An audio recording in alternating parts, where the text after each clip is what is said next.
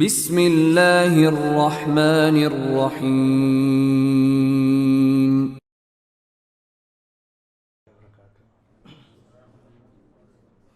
الحمد للہ رب العالمین والصلاة والسلام علی نبینا محمد وعلی آلہ وصحبہ اجمعین۔ محترم بزرگوں، اسلامی نوجوانوں، اگر میری آواز خواتین تک پہنچتی ہے تو محترم خواتین، آج کا یہ موضوع جس پر مجھے روشنی ڈالنے کے لیے کہا گیا ہے،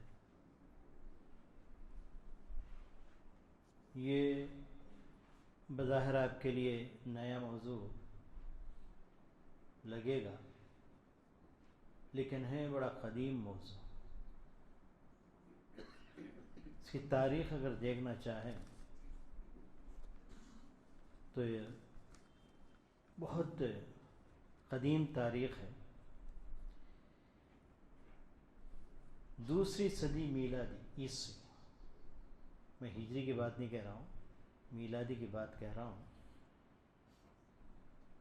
تو اسکندریہ ایجپٹ کے اندر ہے، ایک شہر ہے اسکندریہ، وہاں پر ایک یورپی عالم دین پہنچا تھا۔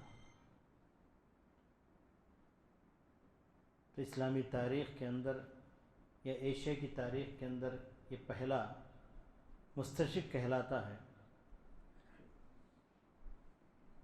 پونچ نیوز جس کو کہا جاتا ہے۔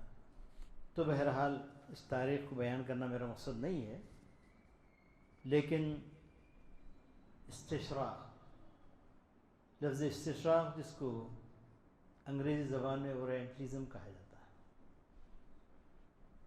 اللہ تعالیٰ نے قرآن مجید میں ارشاد فرمایا، وَلَن تَرْضَىٰ عَنْكَ الْيَهُودُ وَلَا النَّصَارَىٰ حَتَّىٰ تَتَّبِعَ مِلَّتَهُمْ قُلْ إِنَّ هُدَى اللَّهِ هُوَ الْهُدَىٰ وَإِنِ اتَّبَعْتَ أَهْوَاءَهُمْ بَعْدَ الَّذِي جَاءَكَ مِنَ الْعِلْمِ مَا لَكَ مِنَ اللَّهِ مِنْ وَلِيٍّ وَلَا نَصِيرٍ۔ اللہ تبارک تعالیٰ فرماتا ہے، تم سے یہود و نصارہ ہرگز راضی نہیں ہوں گے یہاں تک کہ آپ ان کے ملت کی اتباع کر لیں۔ آپ کہہ دیجئے، بے شک ہدایت اللہ ہی کی ہدایت ہے، اگر آپ نے اللہ کی ہدایت چھوڑ کر ان کے خواہشات کی پیروی کی، بعد اس کے کہ تمہارے پاس علم آ چکا ہے، تو تمہارا اللہ کی جانب سے کوئی دوست نہیں ہوگا اور نہ ہی کوئی مددگار۔ دنیا میں حق و باطل کی کشمکش چل رہی ہے۔ حق دین اسلام ہے، باقی جتنے بھی ادیان ہی باطل ہیں۔ اس حق و باطل کی کشمکش میں جو اسلام کا مقابلہ کرنے کے لیے جو دین ہمارے سامنے آیا ہے وہ ہے عیسائیت، خاص کر کے، اور ان کی پشت پناہی جو لوگ کر رہے ہیں وہ ہے یہود۔ ان دونوں کے شر سے اور ان دونوں کی ضلالت سے پناہ مانگنے کے لیے پیارے نبی صلی اللہ علیہ وسلم نے کہا ہے، اور اس میں خاص کر کے یہودی جن کے بارے میں نبی کریم صلی اللہ علیہ وسلم نے ارشاد فرمایا، لَتَتَّبِعَنَّ سَنَنَ مَنْ كَانَ قَبْلَكُمْ حَذْوَ النَّالِ بِالنَّالِ، تم یقیناً ان لوگوں کی اتباع میں اتنا آگے بڑھ جاؤ گے کہ وہ جو بھی کریں گے اس کی اتباع کرو۔ آج یورپ کی اتباع ایک اسٹائل بن چکا ہے، خصوصاً نوجوانوں کے اندر۔ تو ابھی جو آیت آپ نے پڑھی ہے، سنی ہے، جس کے اندر اللہ تبارک و تعالیٰ واضح طور پر کہہ دیا کہ دین اسلام جو کامل اور مکمل مذہب ہے، ایک ضابط حیات ہے، ہر مشکل کا حل یہاں پر موجود ہے، ہر سوال کا جواب اسلام کے اندر موجود ہے۔ تو ہر مرحلے میں اس کی تعلیمات ہیں، ہر گروہ کے لیے اس کی تعلیمات ہیں، رہتی دنیا تک اس کی تعلیمات بالکل تازہ رہیں گی، رہتی دنیا تک اس کی معلومات ساری کی ساری محفوظ رہیں گی۔ ایسے دین کو چھوڑ کر لوگ ادھر ادھر کی اتباع کیوں کر رہے ہیں؟ تب آئیے انہی یہود و نصارہ میں سے یہ گروہ جس کو مستشرقین کہا جاتا ہے، اور یہ مستشرقین پیدا کیوں ہوئے اور یہ کون ہوتے ہیں؟ لفظ استشراق استشرق یستشرق استشراقت سے، جس کو عربی زبان میں طلب الشرق کہا جاتا ہے، یعنی مشرق میں جو لوگ رہتے ہیں، مشرقی جو ثقافت ہے، مشرقی مال و دولت ہے، یعنی ایک مشرق ہے ایک مغرب ہے، مغرب کی دنیا الگ ہے، یورپ کنٹری سے سارے کے سارے مغربی، یہاں تک کہ امریکہ بھی مغرب میں کہلاتے ہیں، اور اس کے مقابلے یورپین کنٹریز، اس کے مقابلے ایشین کنٹریز، ان دونوں کا پہلے کشمکش موجود تھا اسلام آنے سے پہلے۔ اسلام آنے سے پہلے ایشیا ایک طرف، دوسری طرف یورپ، ان دونوں کا کشمکش برابر چلتا رہا۔ وجہ کیا تھی؟ وجہ یہی تھی کہ اللہ تبارک تعالیٰ نے ایشیا کے اندر اپنے سارے انعامات کر دی، ساری نعمتوں کی اللہ تبارک تعالیٰ نے بارش برسا دی ایشیا۔ یورپ اس سے بالکل محروم، جتنا بھی را میٹیریل یہیں سے جاتا ہے، یہاں تک کہ جب دین کی بات کی جائے تو جتنے بھی ادیان آج دنیا کے اندر مشہور ہیں وہ سارے کے سارے ایشین، خصوصاً آسمانی ادیان کی بات کہہ رہا ہوں کہ تورات کہاں نازل ہوئی؟ ایشیا میں نازل ہوئی۔ انجیل کہاں نازل ہوئی؟ ایشیا میں نازل ہوئی۔ قرآن کہاں نازل ہوا؟ ایشیا کے اندر نازل ہوا۔ اور جتنے پیغمبروں کے قصے وغیرہ ہم سنتے ہیں پورے ایشیا کے سنتے ہیں، یورپ کا تو ہم نہیں سنتے۔ یورپ ایک دم اندھیرے میں پڑا ہوا، پورے طور پر اندھیرے میں، جینے کے لیے ان کے لیے کھانا پانی بھی ملنا مشکل، روٹی کپڑا مکان، جس کے لیے وہ لوگ پریشان تھے۔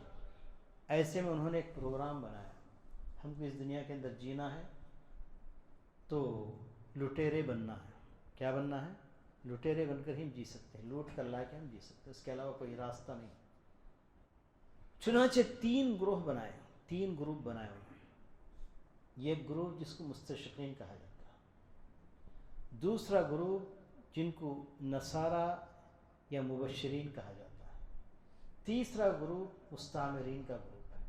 یہ 3 گروپ بنائے، جس کو افاعی ثلاثہ بھی کہا جاتا ہے، اجنحۃ الثلاثہ بھی کہا جاتا ہے۔ یہ 3 اژدہے ہیں تاکہ یورپ نے ایشیا کے اوپر چھوڑے، تاکہ یہاں سے لوٹ کر اپنا مال، یعنی ایشیا کا مال یورپ کو جا سکے اور اس کے ذریعے وہ لوگ جی سکے۔ آج بھی اگر ایشیا نہیں تو یورپ کا نام و نشان نہیں، یورپ کا نام و نشان نہیں۔ آج بھی آپس میں لڑا کر، ہتھیار بیچ کر اسی پر ان کی زندگیاں گزر رہی ہیں، اس کے علاوہ کچھ نہیں۔ اور ہر جگہ کا کریم ان کے اپنے ہاتھ میں، خصوصاً ہندوستان کے جتنے بھی بڑے بڑے انجینئر ہیں، جتنے بڑے بڑے ڈاکٹر ہیں، جتنے بھی بڑے یعنی کیا کہتے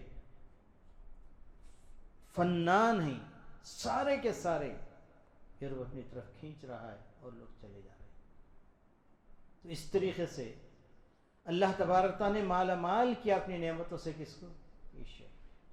اب یہ کیا ہے بتائی کہ مستشرقین، جن کو عربی زبان میں کشاف کہا جاتا ہے، یہ لوگ یورپ سے آئیں گے، پورے ایشیا کی سیر کریں گے، کہاں خزانے ہیں، کہاں کتابیں ہیں، اور کہاں علمی خزانہ ہے، کہاں اچھے لوگ ہیں، اس سارے کا سارا جائزہ لیں گے، اور یہاں سے وہ لوگ اپنی معلومات کو یورپ میں دیں گے، اور وہاں سے اس کا وہ لوگ دراسہ کریں گے۔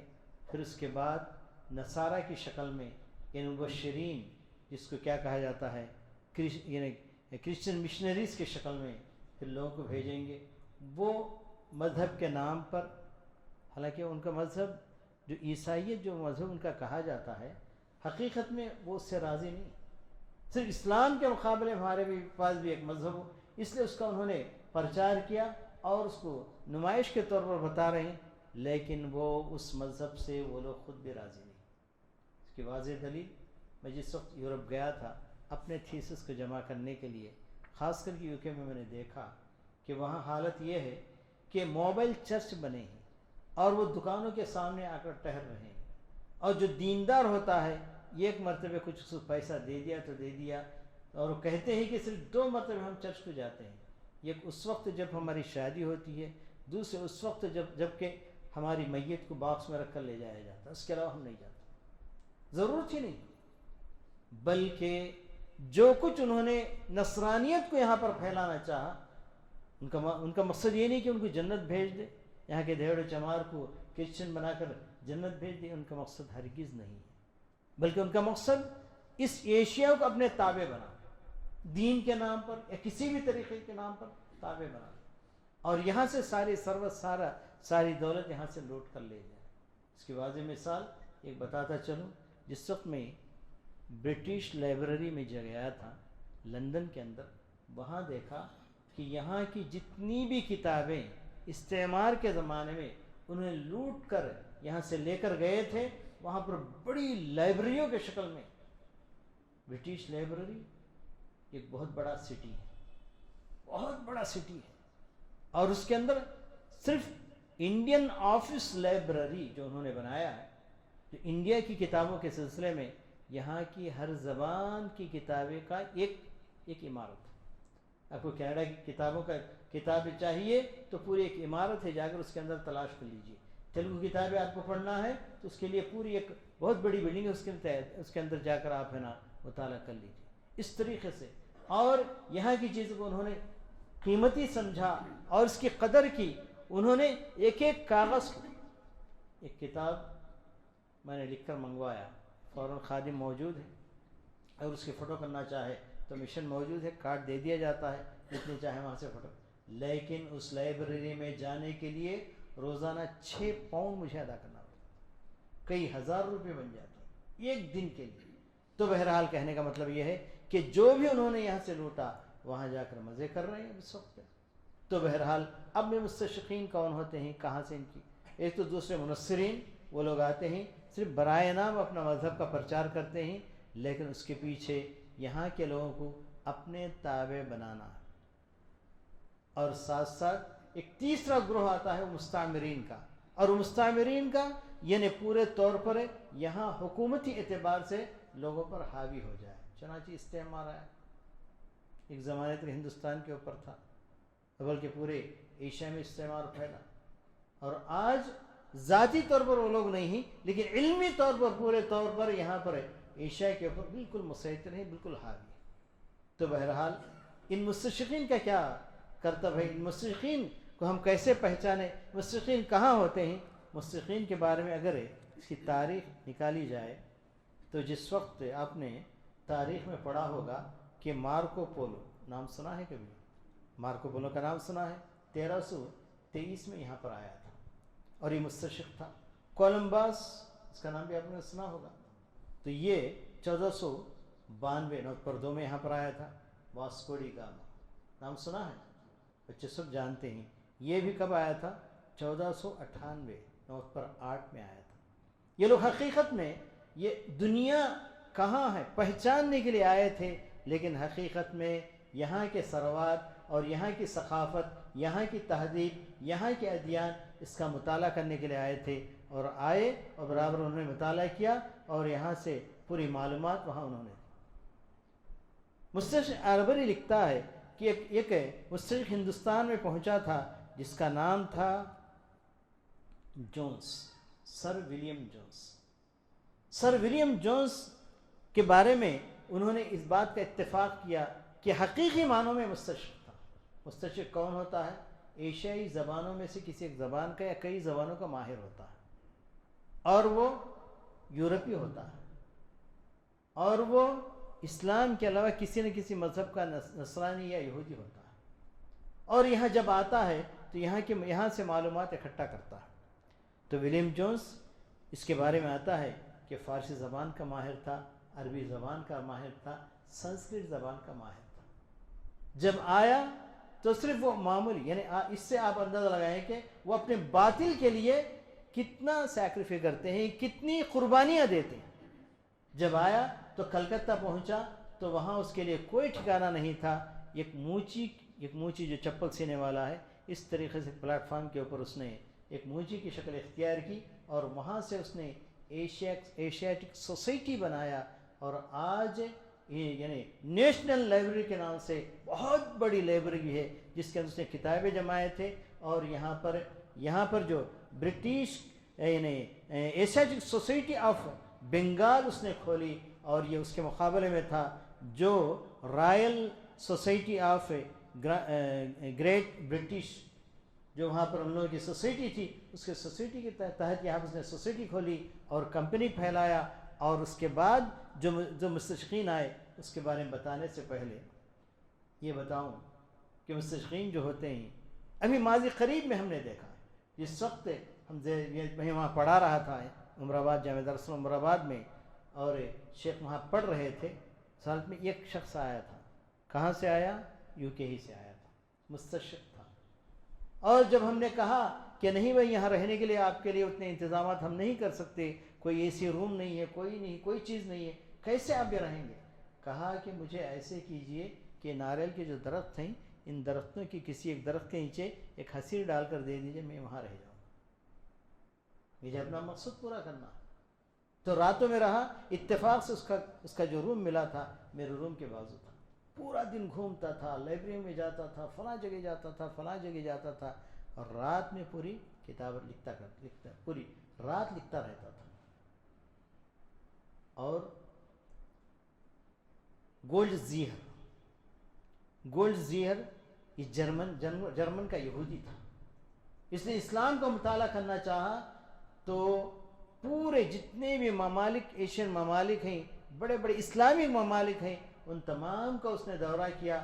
وہاں سے اس نے کتابیں اکٹھا کی اور لے جا کر اس نے اپنے ملک کے اندر بیٹھ کر اس نے 30 سال تک ہاتھ میں قلم لے کر کتابوں کو پڑھتا رہا. اس کے اندر سے وہ تمام کیڑے نکالے، وہ تمام شبہات نکالے جن شبہات کو وہ مسلمانوں کے خصوصاً نوجوانوں کے ذہنوں میں ڈال سکتا تھا. چنانچہ اس کی کتاب بنی العقیدہ والشریعہ کے نام سے کتاب بنی. آج یورپ کی لائبریری میں انسائکلوپیڈیا اسلام کے بارے میں کچھ معلومات لینا ہے تو اسی سے لیتے ہیں. اس کے اندر سارے شبہات اس کے اندر بھر. کہا کہ اسلام کے اندر 2 سوچ تھے، 2 طریقے سے سوچنے والے تھے. ایک شیخ الاسلام تیمیہ رحمۃ اللہ علیہ کی سوچ پر چلے گئے، ایک امام غزالی کی سوچ پر چلے گئے. اور لکھتا ہے کہ اگرچہ کہ ابن تیمیہ رحمۃ اللہ علیہ کے متبعین جو ہوتے ہیں، ان لوگوں نے جو بھی باتیں کہی ہیں وہ اتھینٹک، یعنی مطلب یہ کہ وثائق قدیمہ کا مطلب یعنی قرآن و حدیث جو ٹھیک حدیثیں ہیں انہی سے کہتے ہیں، لیکن عوام نے اس پر اتفاق نہیں کیا. عوام کا اتفاق کس پر ہوا؟ اس دین پر ہوا جو امام غزالی نے پیش کیا. خب و جب اور جتنے بھی قبر اور مزاریں ہیں اس کے پر ان لوگوں کا اتفاق ہوا. تو لکھتا ہے آگے چل کر کہ یہ جو لوگ یعنی اہل حدیث کے بارے میں لکھتا ہے کہ یہ لوگ اس زمانے کے خوارج کہلائیں گے. اور پورے اہل سنت والجماعت جتنے بھی بدعتی ہیں ان تمام کو چاہیے کہ جس طریقے اس زمانے میں خوارج سے مقابلہ کیا تھا اہل سنت والجماعت میں، آج بھی یہ لوگ اس سے مقابلہ کریں. ماضی قریب میں آپ لوگوں نے دیکھا اہل حدیث کے خلاف کتنا بڑا فتنہ یہاں سے اٹھا تھا. بریلیوں دیوبندیوں نے اہل حدیث کے خلاف کتنا بڑا فتنہ اٹھایا تھا. اس کے اندر بعض مقررین نے یہ کہا، وہی بات کہی جو مستشرقین نے کہی تھی. مستشرق نے جو کہا کہ ان اہل حدیث یا سلفیوں کے خلاف ساری امت کو ایک ہو کر اس کا مقابلہ کرنا چاہیے، وہی بات یہاں کے کچھ علماء نے کہا. تو بہرحال باتیں تو بہت ہیں، چند باتوں کی طرف اشارہ کرنا چاہتا ہوں کہ استشراق کے بارے میں آخر چلتے چلتے استشراق کہاں پہنچا اور اس کا مقصد کیا تھا. یہاں پر ایک صاحب نے لکھا ہے، ان کی عبارت میں آپ کے سامنے نقل کرتا ہوں. علم یتناول المجتمعات الشرقیہ، استشراق ایک ایسا علم ہے جو یعنی ایشین سوسائٹیوں کا دراسہ کرتا ہے، ان کا مطالعہ کرتا ہے، اس کی تحلیل کرتا ہے، اور یہ علماء غرب کی طرف سے ہوتا ہے، اور یہ دراسہ اکیڈمی اس کا نام دیا جاتا ہے.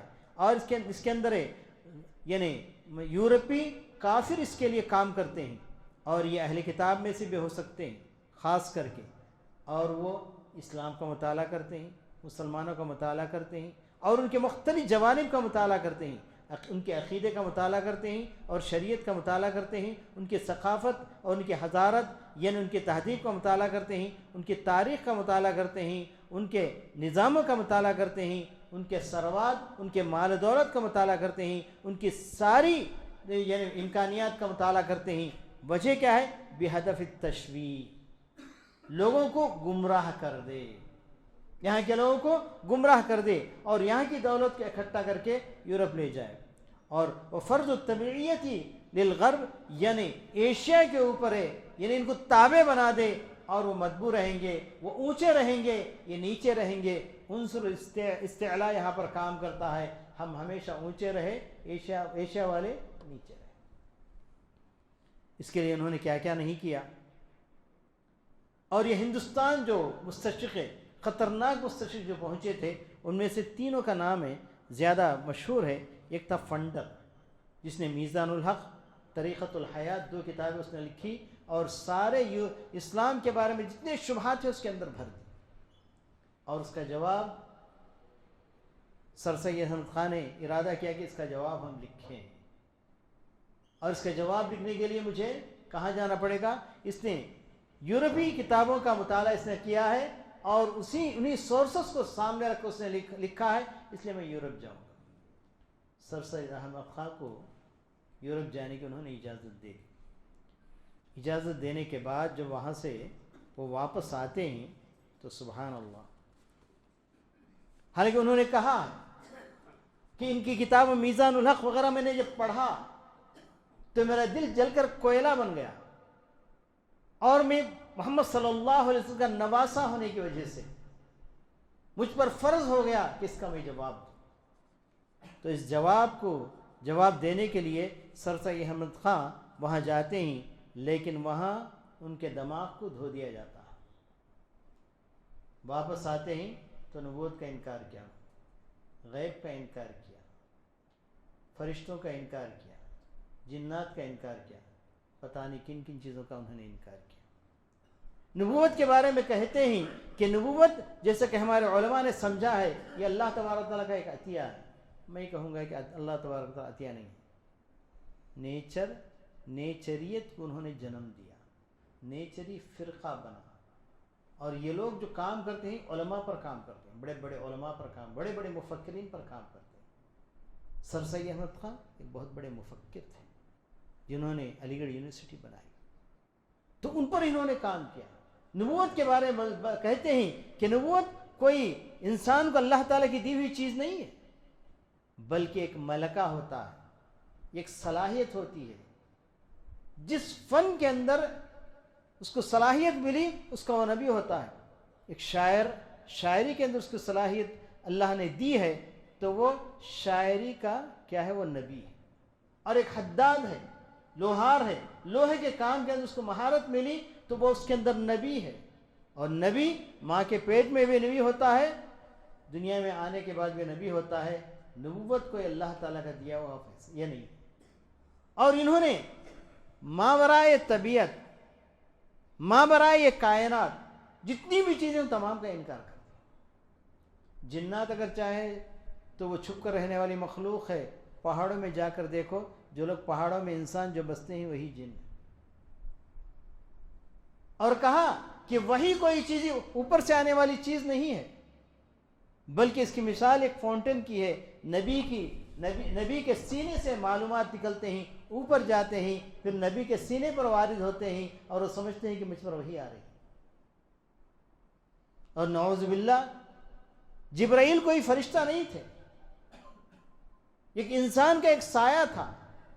انہیں میں سے کہلایا جاتا تھا، اس لیے کسی چھاؤں کو دیکھ کر آپ نے یعنی جبرائیل سمجھ لیا. نعوذ باللہ. اور کیسے کیسے لوگوں پر مستشرقین نے اپنا کام کیا. علامہ اقبال کا نام سنا ہے؟ وضو کر کے بڑے ہی تقدس کے ساتھ آپ کا نام لیا جاتا ہے اور شاعر اسلام کا لقب ملا. اور وہ خود بھی کہتے ہیں کہ نبی، نبوت اور ولایت دونوں برابر کی چیزیں ہیں، ولی اور نبی. اور وہ کہتے ہیں کہ جیسے ایک طبعی چیز ہے، کہا سر سید احمد خان نے، علامہ اقبال کہتے ہیں ایک کسبی چیز ہے. نبوت ایک کسبی چیز ہے. نبی اور ولی دونوں محنت کرتے ہیں، محنت کرتے کرتے اللہ تعالیٰ کے پاس پہنچ جاتے ہیں. وہاں جانے کے بعد جو اللہ تعالیٰ سے مل جاتا ہے وہ ولی کہلاتا ہے، اور اللہ تعالیٰ سے طاقت لے کر دنیا میں آ کر ایک انقلاب برپا کرنا چاہتا ہے، وہ کون کہلاتا ہے؟ وہ نبی کہلاتا ہے۔ تو کانٹ کے اندر میں نبوت کو میں نے دیکھا ہے، مولانا رومی کے اندر میں نے نبوت کو دیکھا ہے۔ کس کا کہنا ہے؟ علامہ اقبال کا کہنا ہے۔ اللہ تعالیٰ ان علماء کو معاف کرے۔ کیسے کیسے اثرات انہوں نے مرتب کیے، کیسے کیسے لوگوں پر انہوں نے، اور یہاں پر آنے والوں میں ولیم کیری، تھامس ہنٹر ایک خطرناک، اور دیسی فاندر، تھامس والپائی، اور اسی طریقے سے چارلس ولیم فورمن اور رابرٹ کلارک، یہ تمام مستشرقین ہیں جو ہندوستان پہنچے۔ ڈبلیو ہنٹر جو لکھنؤ اور اس کے اطراف اقراط کا گورنر اس کو بنایا گیا تھا برٹش کے زمانے میں، اور وہ نکل کر پورے ہندوستان کی سیر کرتا ہے، سیر کر کے یہاں سے نوٹس لکھ کے وکٹوریہ رانی کو بھیجتا ہے، کہتا ہے کہ یہاں اگر کوئی گروہ خطرناک تمہارے حق میں نکلے گا تو سلفی گروہ، اور اس کی علامت لکھتا ہے، اس کی علامت لکھ کر کہتا ہے کہ وہ اپنے پاجامے کو اونچا پہنتے، اور ان کا داڑھی جو ہوتا ہے پراگندہ بال ہوتا ہے، اور ان کے کان کے اندر یعنی مسواک ہوتا ہے، گدھے پر سوار ہوتا ہے، کسی بھی قریبے جاتا ہے، جا کر وہ اللہ والو کہتا ہے، گدھے کو کہیں باندھ دیتا ہے، قال اللہ قال رسول کی باتیں کہتا ہے، وہاں سے نکل جاتا ہے۔ اور یہ گروہ کیوں تمہارے لیے خطرناک ہے؟ اس لیے خطرناک ہے، اس کے اندر دو فکریں پائی جاتی ہیں، جہادی جذبہ پایا جاتا ہے، اور سنت سے لگاؤ ان کے اندر پایا جاتا ہے۔ ساری یعنی جماعتیں تمہارے ماتھے تو سکتی ہیں، لیکن یہ جماعت تمہارے ماتھے تو نہیں سکتی۔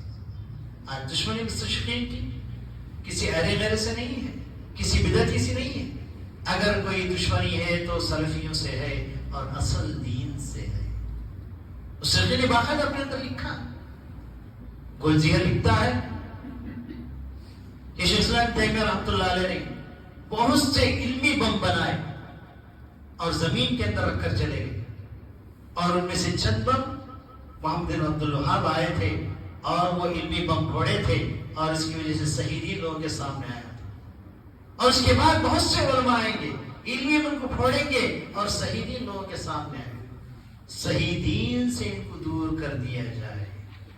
چنانچہ آج جو ہمارے خود اہل حدیثوں میں سپر سلفی کے نام سے، جماعت المسلمین کے نام سے، یا کسی اور کے نام سے جو نوجوان پیدا ہو رہے ہیں، یہ تمام اسی کا نتیجہ ہے کہ میرے عزیز دوست اور بھائی، یہ مستشرقین کی تعلیمات ہیں، مستشرقین کے یہ تمام کارنامے، اور کبھی کبھی مستشرق اسلام سے سرفراز ہوتے ہیں۔ فینسنگ ایک بہت بڑا مستشرق ہے، ایک 50 مستشرقین لے کر اس نے ایک کتاب لکھی، مفتاح کنوز السنہ، اور اتنا ہی نہیں، معجم الفہرست الفاظ الحدیث بھی اس نے لکھی، اور وہ اس لیے لکھا کہ حدیث کے اندر کیا ہے، اس کے اندر سے کیا نقائص نکالے جائیں، شبہات نکالے جائیں، اور شبہات نکالنے کے لیے کون سی حدیث کہاں ہے پتہ لگنا ہے۔ چنانچہ معجم الفہرست الفاظ حدیث آج محدثین کے لیے بڑی کارآمد چیز بن گئی۔ اگر یہ لفظ بھی آپ کو معلوم ہے کس کتاب میں ہے، کہاں ہے، کس حدیث میں ہے، پتہ چل جائے گا۔ آج جن لوگ اس نے ایک کتاب لکھی، فینسی، جو عربی زبان اس نے سیکھی تھی۔ کبھی کبھی ایسے کام بھی انہوں نے کر لیے کہ جس کی وجہ سے مسلمانوں کو فائدہ ہو گیا، اور مفتاح کنوز السنہ جس کے ذریعے حدیث کے جو خزانے ہی خزانوں تک آپ میں پہنچ سکتا ہے، ویسے کام بھی انہوں نے کیے، یہ مستشرقین۔ چنانچہ کبھی کبھی وہ لوگ مسلمان بھی ہو گئے۔ مورس بوکائی کے نام سنا ہوگا، اس نے اس کی کتابیں بہت زیادہ مشہور ہوئی، دوسری جماعت نے اس کو شائع کر کے لوگوں کے اندر پھیلایا۔ یعنی قرآن کیا ہے، سائنس، قرآن اور کیا ہے بائبل، قرآن اور سائنس، اس پر اس نے کتاب لکھی. تو قرآن کو بڑا اونچا اٹھایا انہوں نے، لیکن ساتھ ساتھ حدیث کو اس نے گرا دیا. جتنی بخاری کی حدیثیں اس نے کہا یہ تمام کے تمام جو سائنس سے متعلق جتنی بھی حدیثیں ہیں محمد صلی اللہ علیہ وسلم نے اپنی اجتہاد سے کہا تھا. اور اس نے ایک فکرہ رکھا انتم عالم امور دنیا، دنیاوی معاملات میں بہت سی باتیں پہلے نبی نے بتائی اور آخر میں کہہ دیا کہ تم لوگ زیادہ جانتے ہو دنیاوی امور کے بارے میں. چنانچہ ہر وہ حدیث جو عقل کے خلاف اس کو لگی اس کا اس نے انکار کر دیا. بلکہ علوم حدیث اور علوم قرآن کے اندر ان لوگوں نے اپنا، بلکہ علوم قرآن ہی نہیں بلکہ اصول فقہ کے اندر بھی انہوں نے اپنا ہاتھ بٹایا اور آگے بڑھ کر وہاں بھی انہوں نے تشریح یعنی تاریخ تشریح اسلام میں انہوں نے لکھی. تو حدیث کے اندر انہوں نے یہ لکھا کہ ہر وہ حدیث جو حدیث جاننے والے جانتے ہیں کہ ظنی ہے، یعنی ظن کا فائدہ، آحاد سارے کے سارے ظن ہیں، جتنی میں ظن ہیں یہ گمان کہا ہے، سارے آحاد کا تم انکار کر سکتے ہیں. تو اس میں لکھا. تو لیکن آج اس کتاب کو ہمارے اندر پڑھایا جاتا ہے اور پڑھتے ہی اگرچہ کہ وہ اسلام میں آ گیا لیکن کسی کا اسلام میں آنا اسلام پر احسان نہیں ہے، اس کی جنت اس نے مول لی. اس کا مطلب یہ کہ وہ اسلام کے اندر آیا ہے، بہت بڑا دینی یعنی دنیا کے اعتبار سے عالم تھا تو یہاں بھی عالم بن گیا، ایسی بات نہیں ہے. تو اس لیے مستشرقین کی کتابیں پڑھتے ہوئے بہت احتیاط کے ساتھ پڑھنا چاہیے. اور اس کے ساتھ ساتھ مستشرقین کی ایک کوشش یہ بھی رہی کہ جس طریقے سے انہوں نے ایشیا کے ہر چیز کو لے جا کر بدل کے دوسری شکل میں لا کر انہوں نے فائدہ اٹھایا. مثال جیسے چائے کی پتی یہاں سے لے جاتے ہیں اور یہاں سے لے جاتے ہو یہی کی چائے کی پتی ہوتی ہے، لیکن وہاں جانے کے بعد کچھ کیمیکل ملا کر اس کو کیا بنایا جاتا ہے، یعنی کیا کہتے وہ گولڈن ٹی بنایا جاتا ہے. پھر وہاں سے پاکٹ بن کر آتا ہے تو لوگ ماشاءاللہ سے یہ چیز استعمال کر لیتے ہیں. تو بالکل اسی طرح ہر چیز کو یہاں سے انہوں نے لیا، یہاں تک کہ ان کے ہر روحانیت پھیلانے کے لیے کوئی آسمانی کتاب نہیں تھی. یہاں سے تورات اور انجیل کو لیا اور آگے پیچھے کر دیا، ان کی ضرورت کی باتیں اس کے اندر داخل کر دی اور بائبل کے نام سے دے دی. اور وہی کاروائی انہوں نے قرآن کے ساتھ بھی کرنا چاہا. چنانچہ عبدالحق محدث دہلوی لکھتے ہیں اپنے ترجمان القرآن کے مقدمے میں لکھتے ہیں کہ جس وقت یہاں پر انگریز پورے طور پر ہندوستان کے اوپر اس نے قبضہ کر لیا، قبضہ کرنے کے بعد اس نے ایک چال کی.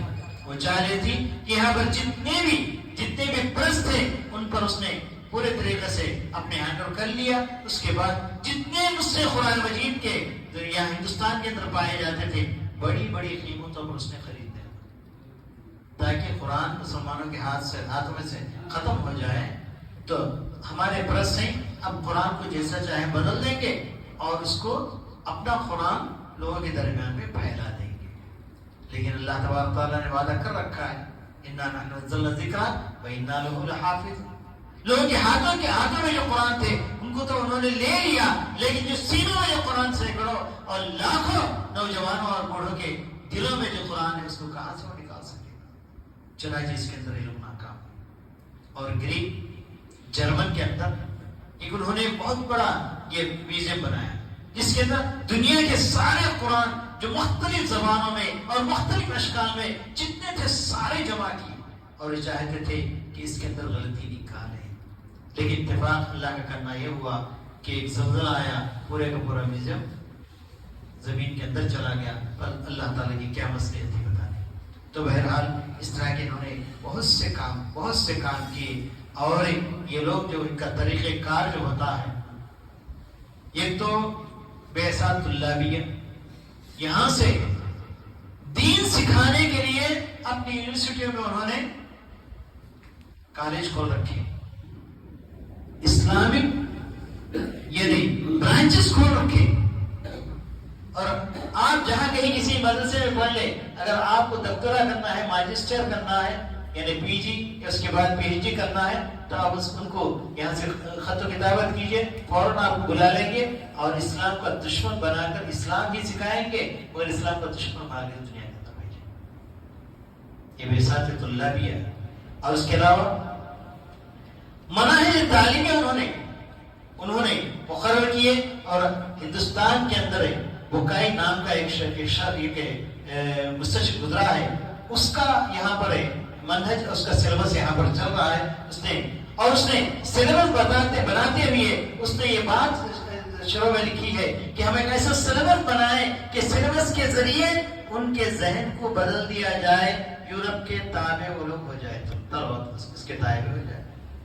چنانچہ جتنی بھی اشکال ہیں اور جتنی بھی طریقے ہیں, جتنی بھی تہذیب ہے نوجوانوں کے تو جو آ رہی ہے اسی سلیبس کی وجہ سے آ رہی ہے. اور انہوں نے بہت سی کتابوں کا تذکرہ میں نے ابھی کیا ہے, بہت سی کتاب اسلام کے بارے میں انہوں نے لکھی ہے. اور مسلمانوں کے حالات کے بارے میں بہت سے انہوں نے کتابیں لکھی. وہ کہتے ہیں کہ مسلمانوں کو اسلام کو اگر پڑھنا ہو تو کتابوں میں نہ پڑھو, اسلام کو اگر پڑھنا ہو تو ان کے سوسائٹیوں میں جا کر پڑھو. سوسائٹی کے اندر جو مسلمان ہوتے ہیں وہی اسلام ہے. چنانچہ اس نے الگ الگ اسلام کے بارے میں لکھا, یہ ایشین اسلام, یہ انڈین اسلام, یہ چائنی اسلام, یہ فلاں اسلام. وہاں کا جو اسلام ہے, مسلمانوں کے جو تصورات ہیں, وہ اسلام نہیں ہو سکتے. اصل اسلام پر رہنے والے چند ملیں گے, لیکن بگڑے ہوئے جعلی اسلام پر رہنے والے بہت سے مل جائیں گے. تو اس طریقے سے مسلمانوں کو الگ الگ حصوں میں بانٹ دیا, ہر جگہ کا اسلام الگ الگ ہے. اس طرح کہ انہوں نے بہت سے لوگوں کو شبہات میں ڈالنے کے لیے کتابیں لکھی, اور اس کی وجہ سے شخصیات پیدا ہوئی جو اسلام کی یعنی اسلام کی کیا کہتے ہیں, اسلام کی دشمن. بظاہر اسلام کے مفکرین کہلائے, لیکن بظاہر یعنی بظاہر مسلمانوں کے یہ دوست کہلائے, لیکن حقیقی معنی مسلمانوں کے دشمن. ایک مرتبہ کا واقعہ ہے کہ علامہ شبلی اور ان کے کچھ ساتھی سر سید احمد خان سے مناقشہ کرنے کے لیے جا رہے تھے. سر سید احمد خان وہاں سے بدل کر آ گئے تھے. ان کے دماغ کو انہوں نے دھو دیا تھا, برین واش کر کے بھیجا تھا. ان سے مقابلے کے لیے جا رہے تھے. مولانا آزاد سے ملاقات. مولانا آزاد نے ایک بات کہی, تم جا رہے ہو. یہ لوگ احناف تھے, اشاعرہ تھے, ماتریدیہ تھے. کہا کہ تم جا رہے ہو سر سید احمد خان کے سے مقابلہ کرنے کے لیے, تو تم مقابلہ نہیں کر سکتے, اس لیے کہ تمہاری جو کتابیں, عقیدے کی جو کتابیں یہ فلسفہ اور علم کلام سے متاثر ہیں, جو جرمن کا علم کلام اور فلسفہ تھا, یہ پرانی چیزیں ہیں جس کو تم نے اپنا لیا تھا. اور ان کی تہذیب وہ وصلی تہذیب تھی, بت پرستانہ تہذیب تھی. اس کا نچوڑ تھا تمہارا فلسفہ اور علم کلام. اور یہ مغربی فلسفے کی دل دادا ہے. تم دونوں ایک ہی سکے کے دو طرف, تم اس کا مقابلہ نہیں کر سکتے. اگر کوئی مقابلہ کر سکتا ہے تو وہ اہل حدیث ہی مقابلہ کر سکتا. کس نے کہا یہ بات؟ مولانا آزاد رحمۃ اللہ علیہ نے کہا کہ ان کے پاس نصوص ہوتے, قرآن مجید کی آیات ہوتی ہیں, احادیث صحیح احادیث ہوتی ہیں, اس کے ذریعے ان کا مقابلہ کر سکتے ہیں. جب میں نے یہ جملہ پڑھا تو میں نے استشراق کے موضوع کا اپنا پی ایچ ڈی کا میں نے ٹاپک بنایا, اس پر میں نے کام کیا. جتنے لوگ یہاں پر, جتنے افکار استشراق کے یہاں پر پیدا ہوئے, جتنی جماعتیں پیدا ہوئی, قادیانیت استشراق کی پیداوار ہے, اہل قرآن جو منکرین حدیث استشراق کی پیداوار, بلکہ بریلویت مستشرقین کی پیدائش. اور اس کو میں نے اپنے بحث کے اندر میں نے ثابت کیا. وہاں جا کر برٹش لائبریری کے اندر میں نے دیکھا, انڈین آفس لائبریری کے اندر دیکھا کہ بہت سی کتابیں احمد رضا خان کو ہیرو بنا کر انہوں نے پیش کیا ہے, کہ انہوں نے لکھا ہے کہ احمد رضا خان ہی وہ ہیرو ہے جس نے جو اصل اسلام کی مخالفت کی. اصل اسلام کی مخالفت کوئی نہیں کر سکتا تھا, کرنے میں کامیاب ہوا تھا احمد رضا خان. انہوں نے باقاعدہ یہاں پر چند احمدوں کو چنا تھا, ایک احمد سر سید احمد خان, ایک احمد رضا, یہ غلام احمد جو قادیانیت کا مؤسس ہے. تو ایسے لوگ انہوں نے چنا تھا, اور ہر ایک کو ایک میدان میں رکھ کر برابر پشت بنائی انہوں نے اس کی ہے, اور برابر ان کو آگے بڑھایا ہے. تو اگر علمی باتوں میں جاؤں تو وقت بہت زیادہ ہو جائے گا. بس سرسری باتیں میں آپ کے سامنے رکھ کر میں اپنی بات کو ختم کرنا چاہتا ہوں کہ اس طریقے سے مستشرقین کام کر رہے ہیں, اس کے مقابلے ہم نے کیا کام کیا. ہم نے کتنی محنت کی اسلام کے لیے. اور یاد رکھیے آپ میں کا ہر شخص اسلام کی دفاع کے لیے کام کرنا فرض ہے. خصوصاً دعوت کا جو مسئلہ ہے، دعوت کوئی وظیفہ نہیں ہے، دعوت فریضہ ہے. کنتم خیر امۃ اخرجت للناس تأمرون بالمعروف وتنہون عن المنکر. جتنے گروہ ہیں گمراہ ہو گئے. صحابہ کے عقیدے کو انہوں نے چھوڑ دیا. اگر ہمارے پاس صحابہ کا عقیدہ ہے، صحابہ کا منہج ہے، قرآن حدیث ہے، صحیح احادیث ہے، اگر ہم اس کام کے لیے نہ اٹھے تو کون اٹھے گا؟ کوئی اور گروہ ہے جس سے امید کی جا سکے؟ دنیا کے اندر کوئی گروہ نہیں ہے. اگر یہ گروہ نہ اٹھا تو کون اٹھے گا؟ تو اس لیے ہم کو رات و دن محنت کرنی ہے. اور اس طرح کے جو یعنی مستشرقین سے متاثر ہو کر کبھی کبھی بڑی اچھی باتیں لکھ دیتے ہیں، اور اچھی باتیں لکھتے لکھتے اس کے اندر تھوڑا سا زہر رکھ دیتے ہیں. النسم فی الدسم، یعنی گویا پورے کا پورے مکھن ہے لیکن اس کے اندر انہوں نے زہر رکھ دیا کھلا. مستشرق آرنولڈ بہت بڑا مستشرق ہے، اس نے تاریخ اسلامی پر اس نے لکھا اور لکھا کہ امن کی تاریخ ہے مسلمانوں کی، یہ امن کی تاریخ ہے مسلمانوں کی. اور اسلام کو وہاں سے اس نے شروع کیا، مدینے سے شروع کیا اور پورے عرب کا دورہ کیا. دورہ کرتے کرتے پورے ایشیا میں کیسے اسلام پھیلا، لکھتے لکھتے لکھتے اس نے کہا یہ تو امن کی تاریخ ہے لیکن ان کی جنگی تاریخ کچھ اور ہے. آخر میں یہ شش میں چھوڑ دیا، جنگی تاریخ ان کی کچھ اور ہے.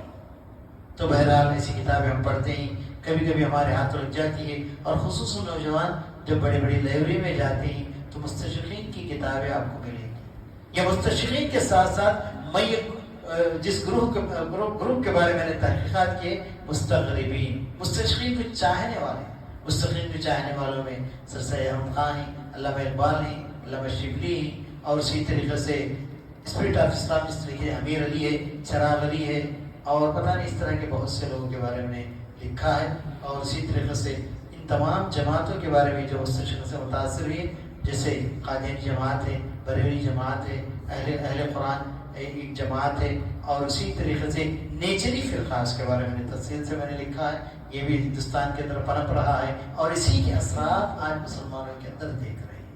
تو بہرحال یہ تمام چیزیں یہ اسلام کے اصل دشمن ہیں. ان کے بارے میں آگاہ رہنا مسلمانوں کے لیے اور خاص کر کے نوجوانوں کے لیے جو کالج کی تعلیمات ہیں ان کے لیے بہت ضروری ہے. اللہ تعالیٰ مجھے اور آپ تمام کو نیک توفیق سے نوازے، اسلام کے لیے اپنا سب کچھ دے کر اسلام کی حقانیت کو برقرار رکھنے کے ہم سے اللہ تعالیٰ محنت کرنے کی توفیق عطا فرمائے. ربنا تقبل منا انک انت السمیع العلیم وتب علینا انک انت التواب الرحیم. آخر میں میری دعا ہے کہ اللہ تبارک تعالیٰ ہمیں اسلام کے اوپر ثابت قدم رکھے، اور جب تک ہم دنیا میں جیتے رہے اسلام کے اوپر، ایمان کے اوپر جیتے رہیں، جب کبھی ہمارا خاتمہ ہوگا ہماری زبانوں پر کلمہ طیبہ لا الہ الا اللہ محمد رسول اللہ ہے. اور جب قیامت کے اٹھائے جائیں جہاں نصیب کا عالم ہوگا تو پیارے نبی محمد صلی اللہ علیہ وسلم کی سفارش بھی نصیب فرمائے. اور جب اللہ تبارک تعالیٰ جنت اور دوزخ کا فیصلہ فرمائے گا تو اللہ تعالیٰ سے ہم امید کرتے ہیں، دعا کرتے ہیں کہ اپنی رحمتوں سے ہمارے حق میں جنت الفردوس کا فیصلہ فرمائے. ربنا تقبل منا انک انت السمیع العلیم وتب علینا انک انت التواب الرحیم. وآخر دعوانا الحمد